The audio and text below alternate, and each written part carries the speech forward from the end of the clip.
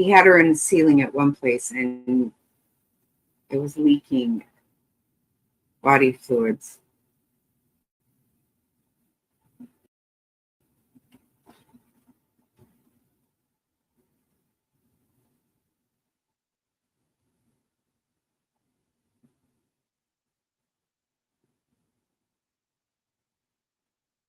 Oh, no, I know.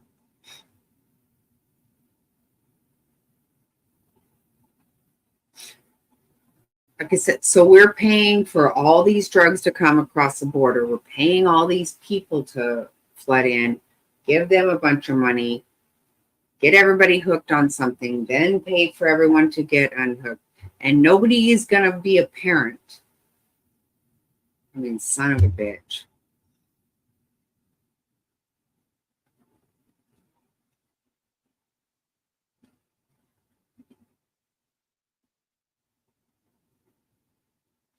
Alabama bomb, we paid over $4,000.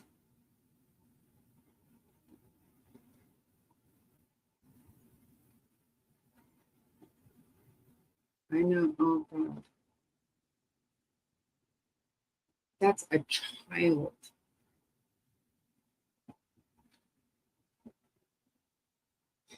It's so bad. It is so bad.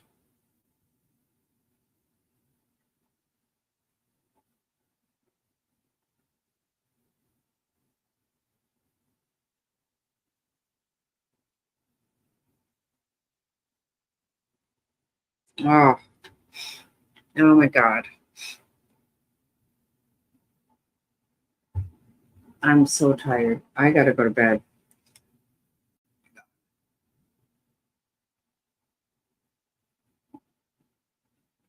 No, he does not deserve. It was so gross. What she explained today was so bad.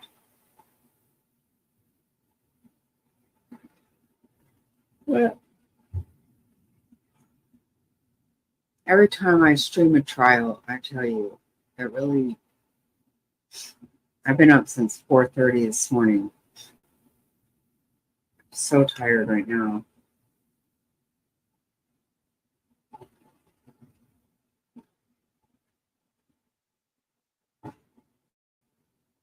Or he killed before. Oh, really? I don't know. You know, he has not even been in court 1 minute. He refuses to come to court.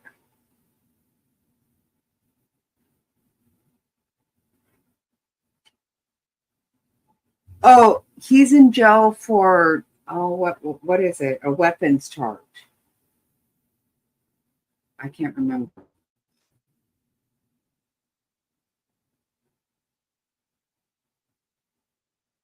Him too? So he still gets the methadone too?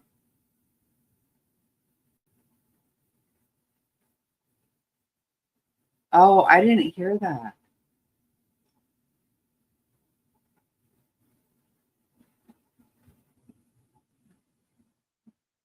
Yeah. Hmm. I'm sorry. I am. Mr. Snotty's falling asleep over here too. Oh my gosh. I'm feeling super tired. Yeah, I'm gonna go to bed. Oh my God. No, he's never gonna get out. No, he can't.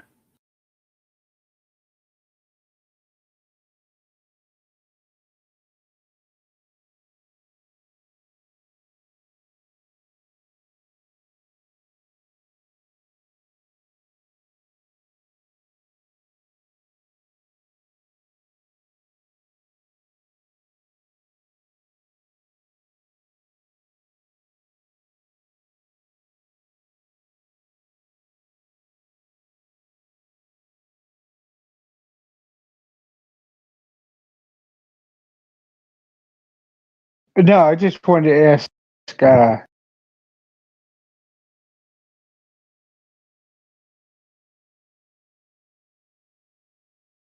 Jack Smack a question.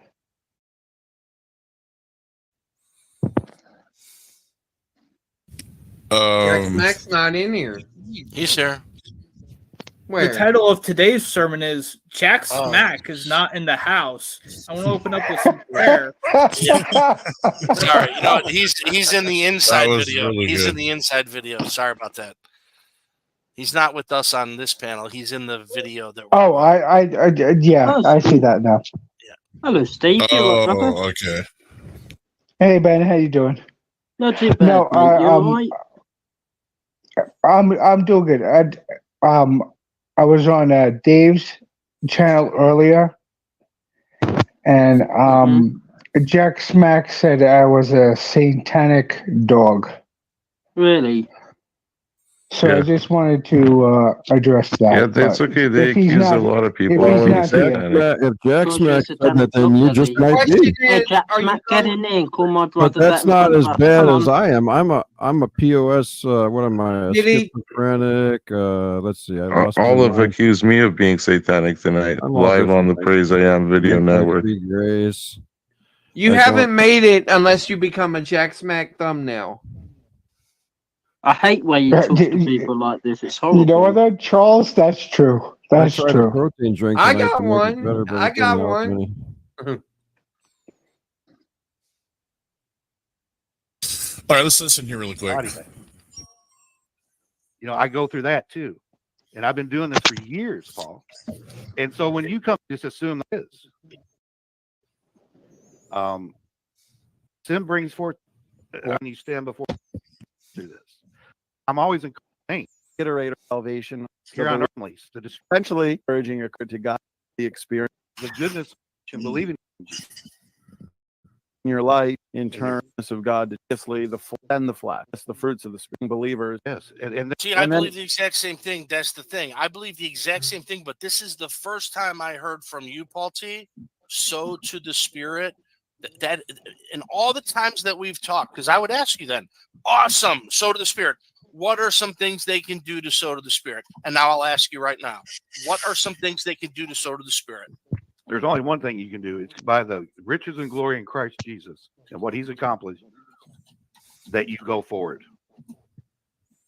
No matter what it is, let that be the thing that promotes you in a grateful heart and a thankfulness before God to be content in the Lord, no matter what the circumstances are. Okay, so wait. Now I'm agree with you. You said to be content in all things. You said to be thankful. No, I said be to content in the Lord. Yeah, to be content in the Lord in all things, to be thankful to the Lord. Like you're listing things now that allow someone to walk in the Spirit. This is the disconnect that I've had with you for the long.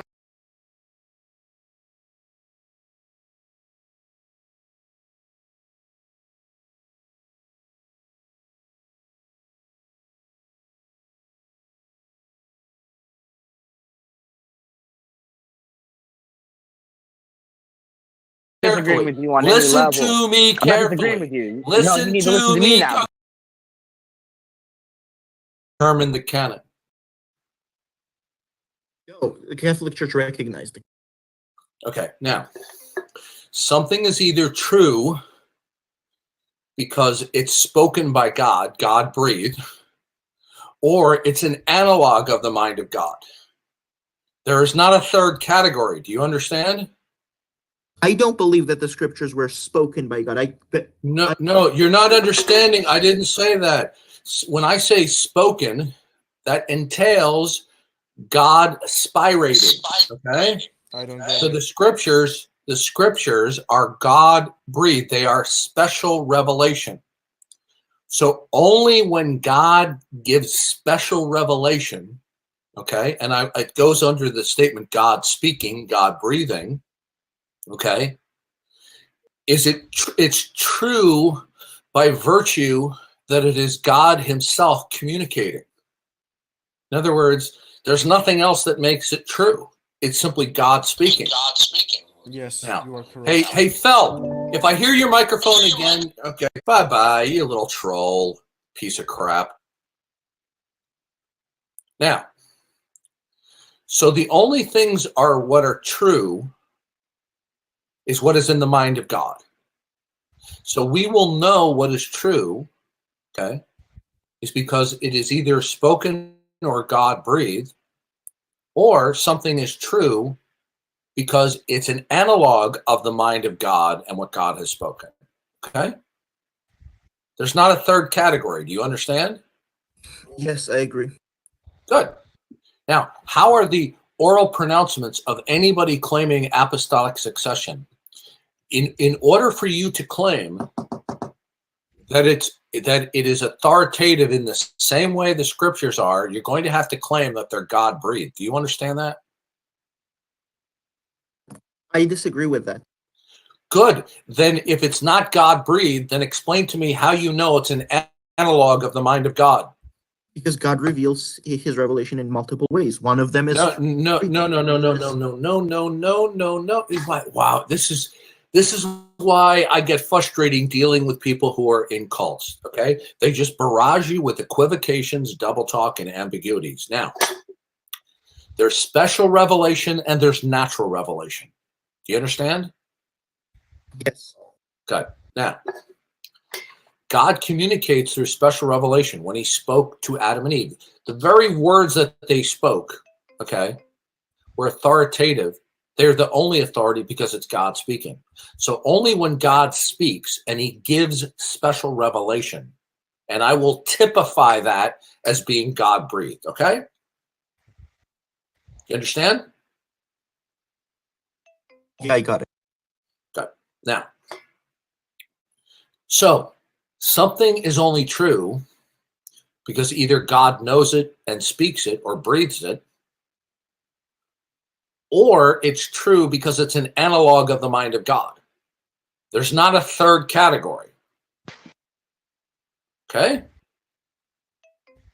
Now, are the oral pronouncements of those who claim apostolic succession, are they special revelation God breathed? They are the analogs of God's mind, yes. No. Well, first of all, I asked you, are they God breathed? They are not God breathed because God breathed. Good. Now, how do you? Okay, good. And now we're making progress here. How are the oral pronouncements demonstrated of those who claim apostolic succession? How did you determine that it's an analog of the mind of God? Because God revealed it. Where? Through his people, Catholic Church. Where'd you get that from? From God's revelation. You see, don't you realize how circular this is? Are you this craven? You see, this is the blinding nature of cults, okay? You are committing yourself to an institution, right, that is authoritative, rather than the word of God is authoritative. Jesus talked about this in Matthew 15.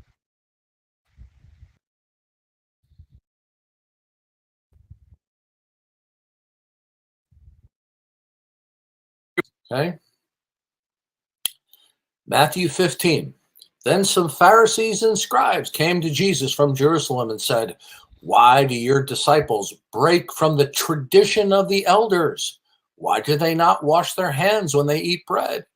And he answered them, "Why do you transgress the commandment of God for the sake of your tradition? For God says, 'Honor your father and mother, and he who speaks evil of his father and mother is to be put to death.' But you say, 'Whoever says his father and mother, whatever I have that would help God help you has been given to God,'" Corbin. "He is not to honor his mother and father. And by this, you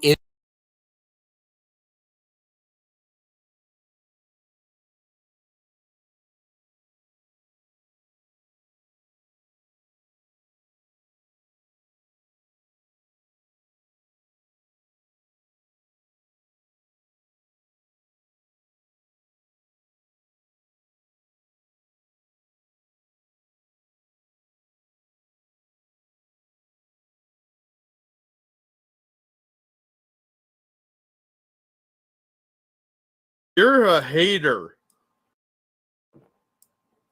Anyway, let's get back to this because this does come up later, and I'll probably rant and rave at that part too. Like I said, there's two parts in particular that my brain went, wait, what the fuck did that retard just say? And you'll know him when we get there. I promise you. It didn't.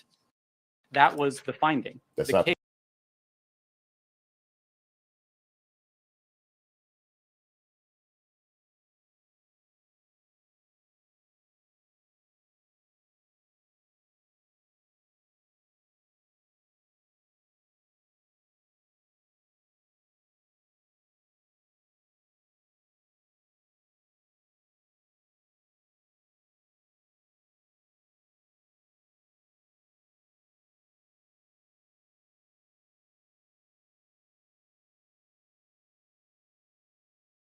like a crook. Granny taught me how to treat the heart that I took. Daddy taught me how to play chess, so I keep them all in check and I keep my queen far from a rook. I'm no rookie. I'm no rook. I'm no rook. I'm no rook. I'm no rook. I'm no rook. I'm no rook.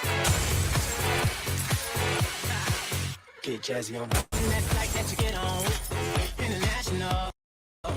First class seat on my lap, girl. Riding comfortable. Cause I know what that girl them need. New York to Haiti. I got lipstick stamps on my passport. We make it hard to live. Been around the world, don't speak the language. But your booty don't need explaining. All I really need to understand is when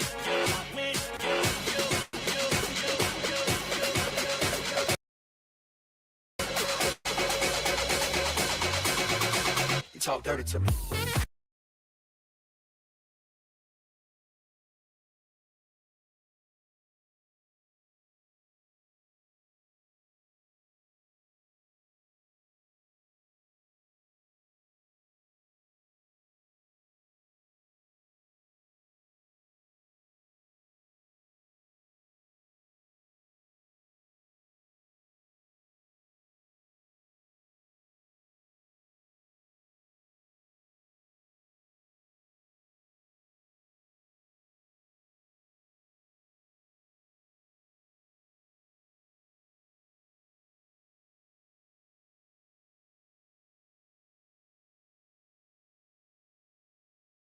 Wherever you are in sexual sin by being together.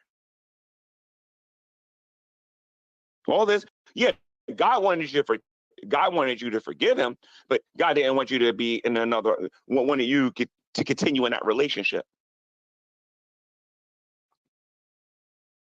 You had a glimmer of support on here, a glimmer of support, and you lost that like that because you couldn't control your hormones. And you want to know what's disgusting, Shanny? You exploited your own children for YouTube fame.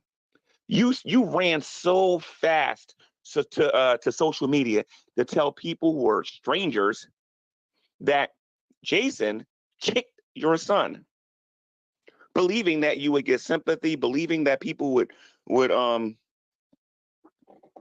join Team Shanny. I believe for 3 days straight, you was making, was it 3 or 4? How many videos is on there about the when he was locked up? I think for like about 3 or 4 videos. You made 3 or 4 videos. For about 3 or 4 videos. You were getting on there talking about what kind of a terrible person you were, how liberated you were. Now, Shanny, me and you, better than anybody else on YouTube, know why you was feeling that confident. Because you thought you was going to get the chocolate. You thought you was going to go get a working man, and you was going to get me hooked on Delta 8. Like you did those other scrubs. Well, not I don't want to call Chris a scrub, because Chris is, out of the 3 of them, from what I understand about Chris, at least he actually got off his behind and worked. I don't know nothing about Doug. I don't really know that much about him. That's fucking hilarious. But the one thing I do know is that every man that you see me get involved with gets hooked on drugs, or you only like men who are on drugs. Why would you want your kids around hell? That's right. There's nothing wrong with drugs, because, you know, Jesus is a hippie, right? Y'all gonna be smoking blunts in heaven and everything, right? You emotionally abused those kids when you allowed that man back in there. You didn't physically protect your children when you allowed them to come back in there. And the truth is, Shanny, is number one, you thought you was going to get me. And number two, you don't want nobody to think that you're a gold digger. And I'm sorry, honey, I said this yesterday and I'm going to say it today. And I'm going to say this for the rest of the year. That the only reason that you stay with this guy is because you don't want people to think you're a gold digger. I'm sorry. So now, and I think I've heard this before, his whole position is that she's just been kind of keeping up this whole thing to try to get at him, right? Stays with Jason so that she can get the G-Man. That makes a lot of sense.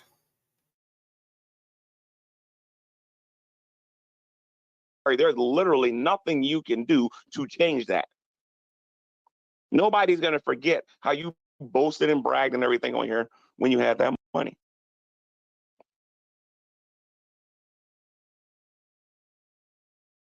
You drove your kids all the way from Minnesota to go meet somebody that you only known on YouTube, all the way to his house. You don't know if that man was psychotic and he had two guns. He had an assault rifle. I don't know if you guys noticed or not.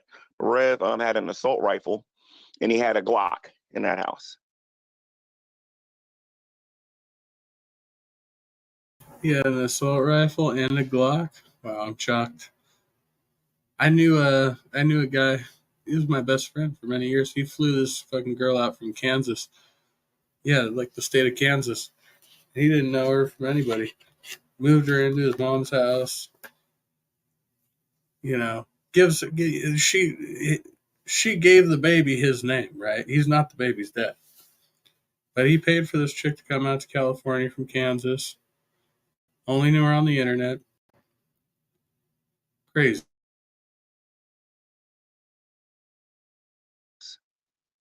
Drove those kids all the way from Minnesota to Scranton, PA. Don't really know nothing about him. You don't know if he's psychotic or crazy. He warns you that he's not a good person. And all you could see was dollar signs. That's all you could see.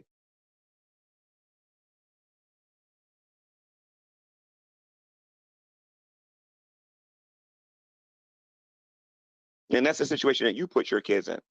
I didn't do that. These people on YouTube didn't do that. You did that, Shanny. You failed to do the one thing that a mother is supposed to do. That's true. G-Man is not before God. anything G-Man else. is You're not supposed to try to keep your responsible for kids all this. safe, and you failed to do that. Not only did you fail to do it, but you were literally sleeping with a man who used your child as a soccer ball because he wasn't man enough to confront you personally. He thought he would be a big, strong dude if he beat up a little kid.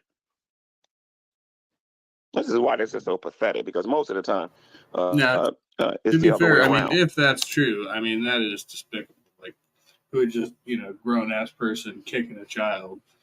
I don't know if there's evidence about that, but, the story at least is horrible. Most of the time, a man would confront the annoyance that he's sleeping with.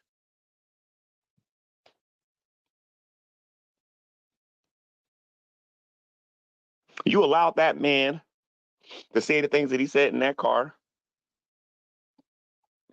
Now, I said this before, and I'm going to stand by what I said. I live in the hood. I hear a lot worse than what Rev has ever said to who was it? William or Zachary that had the cat or whatever. If y'all think that's the worst thing that ever comes out of somebody's mouth towards kids, I need to get out more. I really do. But Shanny, you act like you was protecting your kids by allowing that man to say that to your child. That's not Christ-like. There's no Bible for that at all. There is no Bible for that whatsoever. You know what, Shanny? Whatever you were before you was a Christian, you clearly never left that position. You never left that position. And I believe everything that you're getting now, you deserve it. Because you put YouTube fame, you put your heart, you put yourself above the safety and the security of your own kids. You put yourself ahead of the mental welfare of your own kids. Most parents who love their kids would die for their kid. There ain't too many parents that I see here on YouTube, whether I like them or not. Even Dragnut himself probably would end his own life over his boy before he allows somebody to come in here and just put their hands on him. I'm talking about Dragnut. I don't even like Dragnut. Yeah, I'm sure you don't like Dragnut. Like, I don't even think, like, where's he going with this? Like, Drag would die before he. I don't even think that Dragnut would have to be in that position, but the man would die before he allows somebody to go in there and just put their hands on his kids or his kid. Die. Maybe. He don't play that. Except you. You will love that man that abuses your kid because you do it yourself. You do it mentally, Shanny. And because it's okay for you to do it mentally and you can do it emotionally and you can do it spiritually to your kids, why not do it physically, Shanny? Just so as long as you can get a little bit of coin off of social media. our donation links. From now on, when somewhere in the channel bio about section, there's a donation link in there. I talk about child abuse and I talk about the two of you, and I'm not just talking about no Rev. You're just as guilty, Shanny. And I dare you to try to make a video. G-Man, you wasn't a good role model. Yes, I was. Yes, I was. And for all the talk that I do on here, first of all, let me let you guys know something.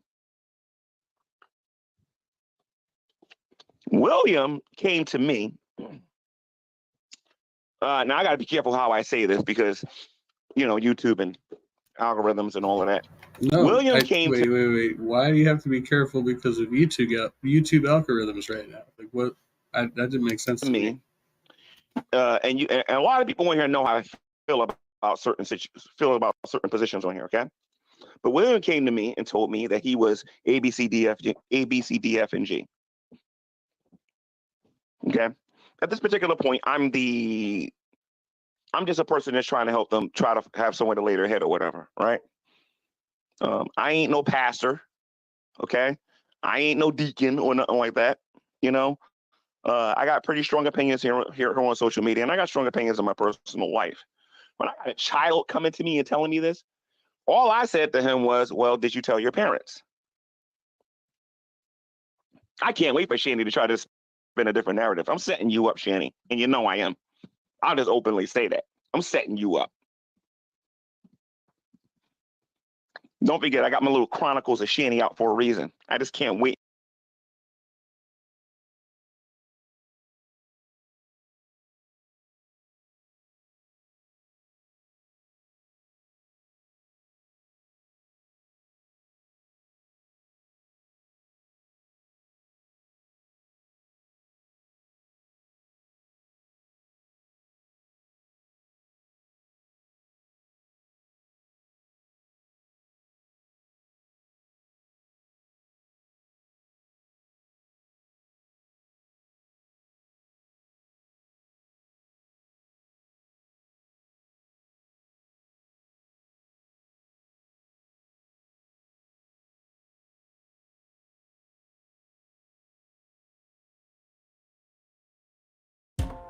We know this story, the endless quest for your perfect foundation. With Sephora's exclusive. Well, this one's for all you turkeys out there. When everybody's had about the band. Put in the bottle with my put in the wood with bird. Put in the bottle with my put in the bottle with my put in the bottle with bird. Water with my water, find the water with my water, find the water when it's cold, about the boat. Everybody knows that the water with my water, find the water with my water, put in the wood, find the water with my water, find the water with my water, find the wood, find the water with my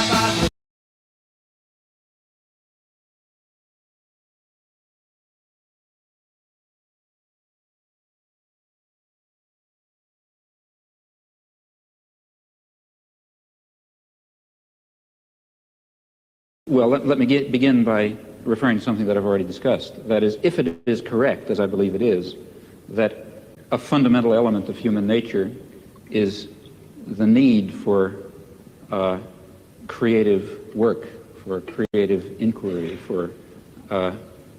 for free creation without the arbitrary limiting effects of coercive institutions, then, of course, it will follow that a decent society should maximize the possibilities for this fundamental human characteristic to be realized. That means trying to overcome the elements of repression and oppression and destruction and coercion that exist in any existing society, ours, for example, as a historical residue. Now, a federated, decentralized system of free associations incorporating economic as well as social institutions would be what I refer to as anarcho-syndicalism, and it seems to me that it is the appropriate form of social organization for an advanced technological society in which human beings do not have to be forced into the position of tools, of cogs in a machine, in which the creative urge, that I think is intrinsic to human nature, will in fact be able to realize itself in whatever way it will. I don't know all the ways in which it will. Je suis dans ma démarche beaucoup moins avancée, je vais beaucoup moins loin que M. Chomsky, c'est-à-dire que j'avoue n'être pas capable de définir, il n'y a plus forte raison de proposer un modèle de fonctionnement social idéal pour notre société scientifique ou technologique. En revanche, une des tâches qui me paraît urgente, immédiate, avant même toute autre chose, c'est celle-ci. On a l'habitude, du moins dans notre société européenne, de considérer que le pouvoir, il est localisé entre les mains du gouvernement et il s'exerce par un certain nombre d'institutions bien particulières qui sont l'administration, en France on appelle ça préfectorale, enfin je ne sais pas comment on dit ailleurs, l'administration, la police, l'armée. On sait que toutes ces institutions-là sont faites pour transmettre les ordres, les faire appliquer et punir les gens qui n'obéissent pas. Mais je crois que le pouvoir politique, il s'exerce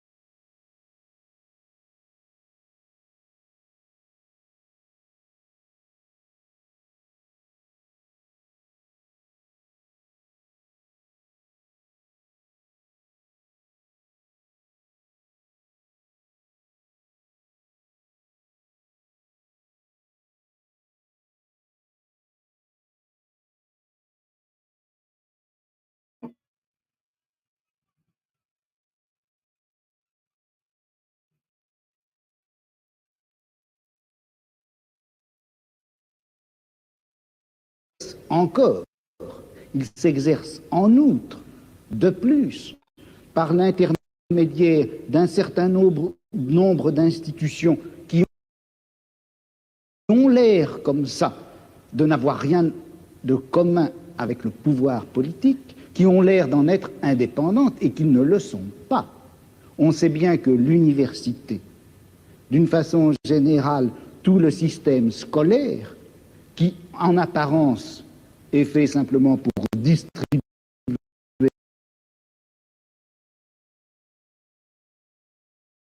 le savoir, on sait que cet appareil scolaire est fait pour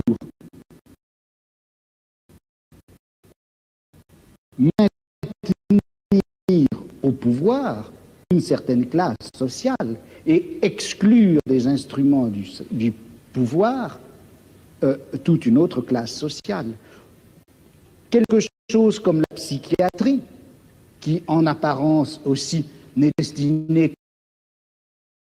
au bien de l'humanité et à la connaissance des psychiatres, la psychiatrie est encore une certaine manière de faire peser un pouvoir politique sur un groupe social. La justice également. Bon, et il me semble que la tâche politique actuelle dans une société comme la nôtre, c'est de critiquer le jeu des institutions apparemment les plus neutres et les plus indépendantes, de les critiquer, de l'attaquer de telle manière que la violence politique qui s'exerçait obscurément en eux surgisse et pour qu'on puisse lutter contre elle. À vouloir tout de suite, enfin si on cherche tout de suite à donner le profil et la formule de la société future sans avoir bien fait la critique de tous les rapports de violence politique qui s'exercent dans notre société, on risque de les laisser se reconstituer, même à travers des formes aussi nobles, apparemment aussi pures que celles du syndicalisme anarchiste. Yes, I would certainly agree with that, not only in theory but also in action. That is, there are two intellectual tasks. One, and the one which I was discussing, to try to create the vision of a future just society. Another task is to understand very clearly the nature of power and oppression and terror and destruction in our own society. And that certainly includes the institutions you mentioned, as well as the central institutions of any industrial society, namely the economic, commercial, and financial institutions, in particular, in the coming period, the great multinational corporations, which are not very far from us physically tonight. Those are the basic institutions of oppression and coercion and autocratic rule that appear to be neutral. After all, they say, well, we're subject to the democracy of the marketplace. Still, I think it would be a great shame to lose or to put aside entirely the somewhat more abstract and philosophical, if you like, task of trying to draw the connections between a concept of human nature that gives full scope to freedom and dignity and creativity and other fundamental human characteristics, and relates that to some notion of social structure in which those properties could be realized, in which meaningful human life could take place. And in fact, if we are thinking of social transformation or social revolution, though it would be absurd, of course, to try to draw out in detail the point that we're hoping to reach, still we should know something about where we think we're going. And such a theory may tell it to us. Oui, mais alors là, est-ce qu'il n'y a pas un danger? Si on dit que il existe une certaine nature humaine, que cette nature humaine n'a pas reçu dans la société actuelle les droits et les possibilités qui lui permettraient de se réaliser. C'est bien ce que vous avez dit, je crois. Et si on admet cela, est-ce qu'on ne risque pas de définir cette nature humaine à la fois idéale et réelle, cette nature humaine cachée et réprimée jusqu'à présent, est-ce qu'on ne risque pas de la définir dans des termes que nous empruntons à notre société, à notre civilisation, à notre culture? Vous-même, en commençant, vous reconnaissiez, je crois qu'on ne savait pas très bien ce que c'était que cette nature humaine. Alors, est-ce qu'il ne risque pas de nous induire en erreur? Vous savez que Mao Tse-tung parlait de nature humaine bourgeoise et de nature humaine prolétarienne, et il considère que ce n'est pas la même chose. Well, you see, I think that in the intellectual domain of political action, that is, the domain of trying to construct a vision of a just and free society on the basis of some notion of human nature, in that domain we face the very same problem that we face in immediate political action. For example, to be quite concrete, a lot of my own activity really has to do with the Vietnam War, and a good deal of my own energy goes into civil disobedience. Well, civil disobedience in the United States is an action undertaken in the face of of considerable uncertainties about its effects. For example, it threatens the social social order in ways which, let's say, one might argue, bring on fascism. That would be very bad for America.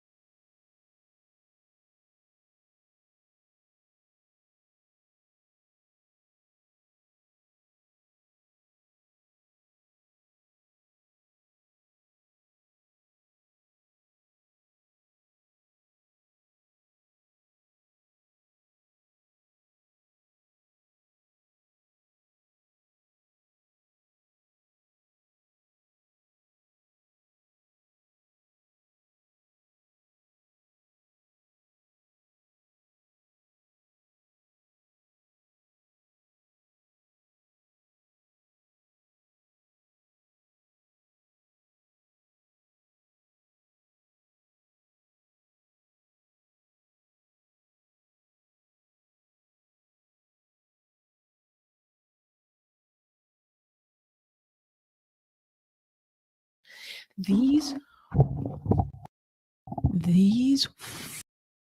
fucking idiots who are supporting the Houthis right now are literally supporting a movement that does the Roman salute because the Nazis did it. It literally says, curse the Jews in their motto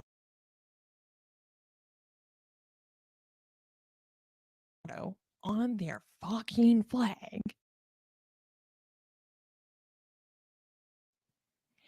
It is a movement that brought back slavery to Yemen.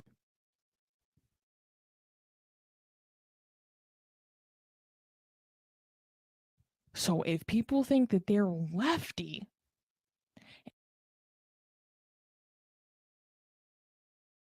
and supporting these people for resistance and liberation, you can remind them to pull their head out of their asshole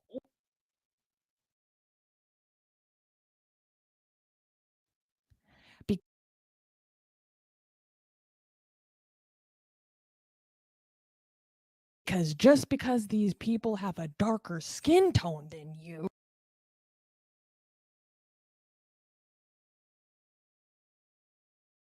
does not make them sinless.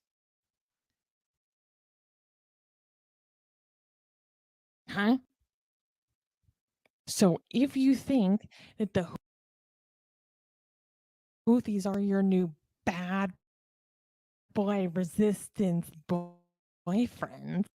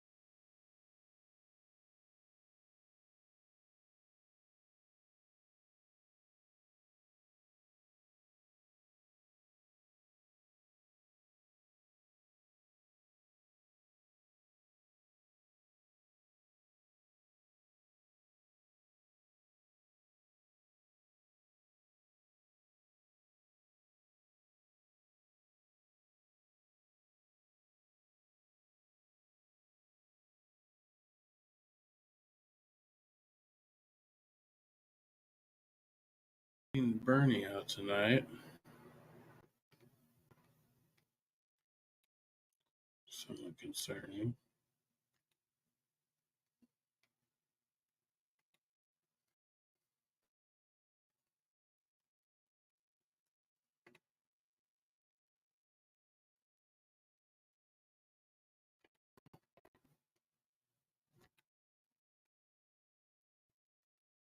Everything's freezing again. Par for the course. It is fucking freezing out here.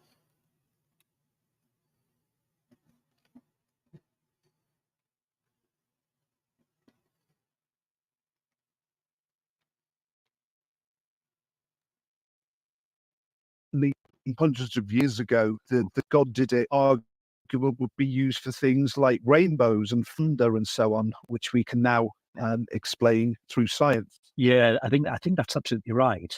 And maybe just developing that point there in a way that might make it a bit more complicated, but I think it's quite interesting. I think that one thing that atheists are quite keen on is the mediocrity principle, and in particular the fact that we are living in a time in the age of the universe that isn't significant. We just happen to be alive. That's what makes it significant to us. But it's just a random time. And also we're living in a random part of the universe. Nothing to see here. It's like everyone move along. This is we're not God. We're not living in the center of the universe. We're just lucky to be alive. And yet, when it comes to answering these types of questions, we often think that we are near the pinnacle of all relevant knowledge. And yes, actually, we're probably nowhere near the pinnacle of all relevant knowledge.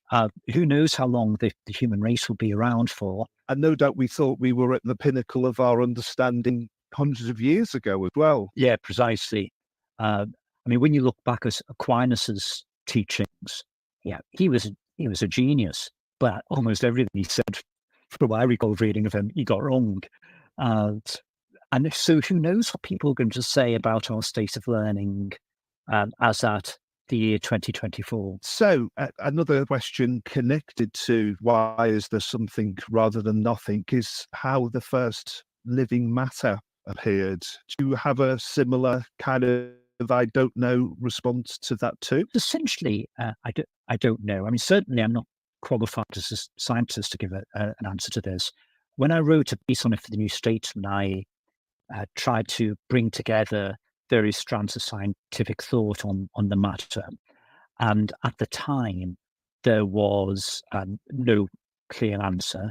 So far as there may or may not have been an answer, it varied enormously, both in terms of the possibility of life having landed on the planet, on an asteroid, to what you actually find when you delve down deep into the oceans and whether life could have ultimately come up through there. What I would say is that it is really quite frustrating that evolution doesn't give us an answer to this. Even if evolution could get us to the day after life appeared, it still wouldn't answer the question of, well, how did it appear in the first place? I think the real issue here is, what do we do with that hole in our knowledge? Do we say, well, because evolution itself doesn't explain where life comes from, therefore it must have come from a supernatural being, must have been created by a supernatural being? Well, I suspect there were plenty of believers who would say that's exactly what you say in that situation. Not only has science not explained it, but science can't explain it. It never will be able to do so. Therefore, it must be God. And what's more, it must be the God that I believe in. All of the gods are wrong. It's my God that explains that question. For what it's worth, I think that that type of reasoning ends up being a no-score draw. The scientists can't explain where life came from. A believer can't sensibly explain where it came from other than to say a supernatural being must have done it. So I think if you're trying to get to the answer as to whether there's a God, that's not the place to start, whichever side of the argument you're on. Do you think that science will ever have definitive answers for these questions? Lawrence Krauss suggests that when it comes to looking at quite fundamental questions about the universe, there will come a time that when what is in the universe and what's visible will be a lot worse than it is now, because as the universe expands, the stars, and I'm assuming the planets in the solar system, but I'm not sure, but certainly the stars will get further and further from us. And as a result, unless science has answered these questions by the time that happens, we might find that certain questions can never be answered, at least in a way that requires any observation. That probably doesn't apply to questions relating to the origin of life. I don't know whether most scientists would say we'll ever get an answer to that. But my understanding is about what the latest thinking is. Greetings and salutations, sir. Is that we simply don't know if we'll ever get an answer to that. So what you're saying that in the meantime, we shouldn't resort to the God hypothesis to kind of answer these questions? I think so. You see, there will be some people who'll say, even if the God of the gaps isn't a great argument, nevertheless, if the number of holes in scientific reasoning are so numerous and so important that actually, after a while, you just end up with so many gaps of scientific reasoning that actually you can posit God as an explanation. Now, I can see where they're coming from on that. Personally, I think if all you're really doing is saying, well, we're going to use God to explain the origin of life and the Big Bang, I think that you're not in that situation identifying enough gaps in scientific knowledge that you should be positing a God just looking at origin of life. I think it would be rather strange for somebody to, in effect, give up their worldly life, turn to Jesus, ask for forgiveness, turn up at church a couple of times a week, praying to God, gushing with praise for him sending his son to die on a cross, trying to persuade people to believe in Jesus, etc. And ultimately, the reason why you're doing it is because you think science hasn't explained the origin of life. I think that'd be a really unusual way to go about your life choices. It's a big leap of faith, is what he's saying. Totally. What I would say on that as well is there are some people who will say, look, I'd love to believe in God. And therefore, if there are, for instance, gaps in scientific theories, I'll use that as my ticket to take a leap of faith. And if someone wants to do that, then so be it. But I would question whether certainly the God of the Bible and a God of the literal translation of the Bible really is a God that someone should be so desperate exists that they're prepared to take those types of leaps of faith. I'd be terrified of spending an eternity God like that. You're a God who is clearly genocidal and proud of this. I mean, we could have a conversation just on the morality of the God of the Bible. But certainly I would struggle to understand why someone would be desperate for a God like that to exist. Origins of life question, and why is there something rather than nothing question, for me, I think is the best evidence, for want of a better word, for the existence of God. Another one is encountering believers who seem to experience deep joy when they're worshipping, and they say that they feel God's presence and they feel like they're bathing in God's love and so on.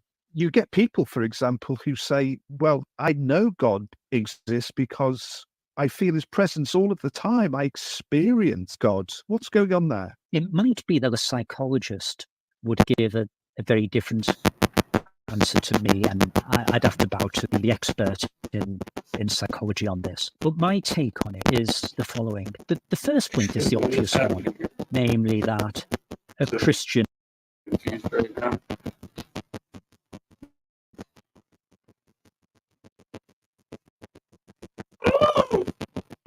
No, everything's fine. We're all okay here.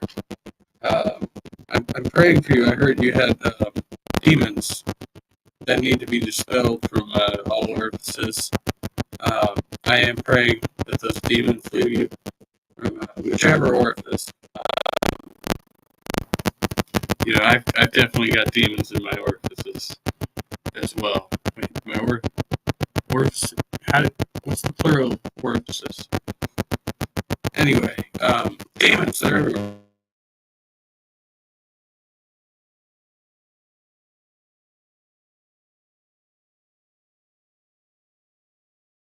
Christian isn't entitled to say that when she feels this great feeling of love and happiness or whatever it is, it must be because of the Christian God. But if someone from another religion has the same experience, well, that doesn't count. At best, if you're going to say that having those experiences proves that there's a God,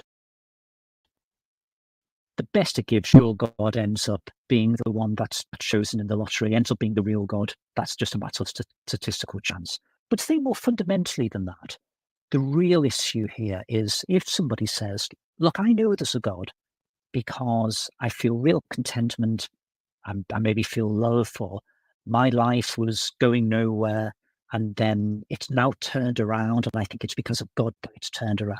My answer is simply to ask, how do you know that the feeling of joy you have is from some supernatural deity, as opposed to merely being the product of your genes and your circumstances, or maybe your upbringing? Well, it's about your explanation. That. Can you hear me now? I don't know. I tried to refresh my mic settings. I may need to unplug the internet and plug it back in again.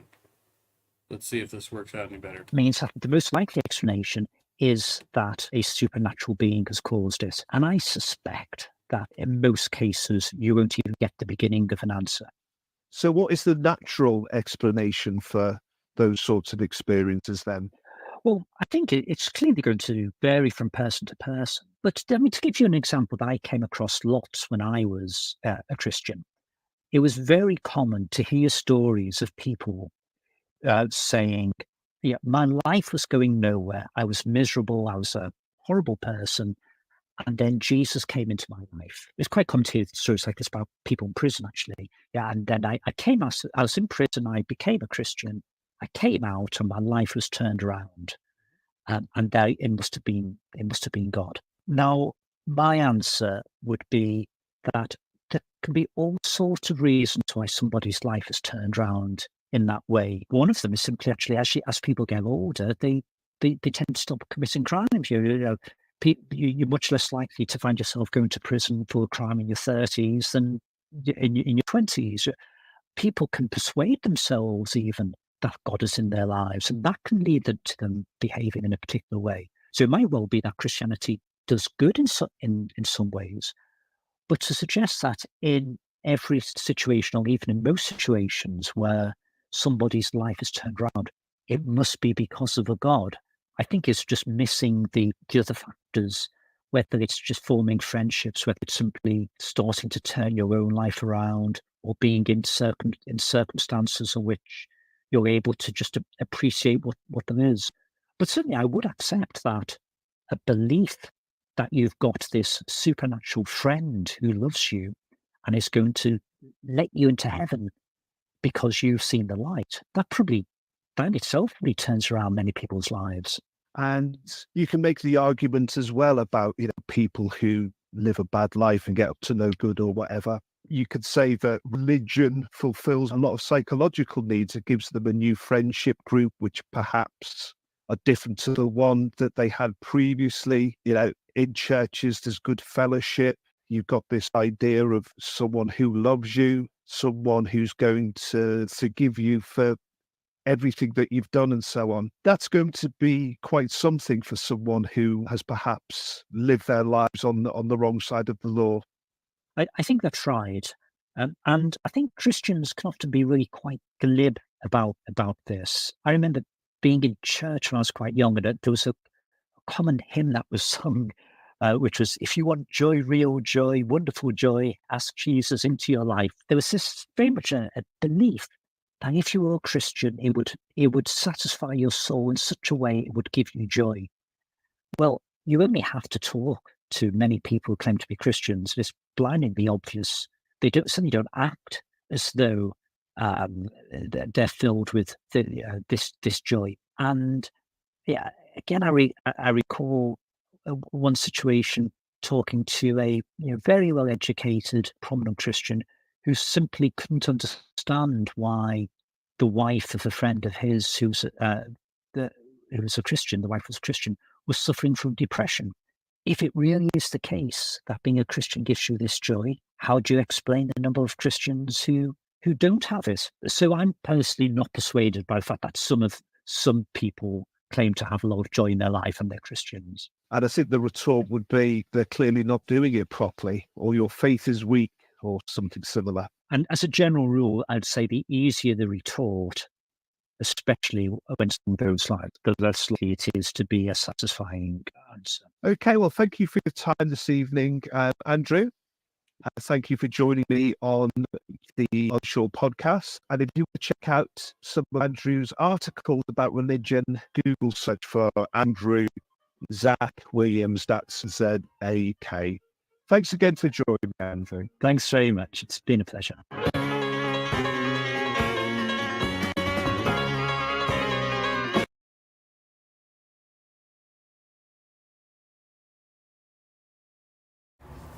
Well, there you are, and there you have it. You're doing the Jesus thing wrong. You have been Jesusing all wrong, my friends. And I'm hoping to be saved one of these days as well. Many prayers, exaltations, humble bowing of the knee,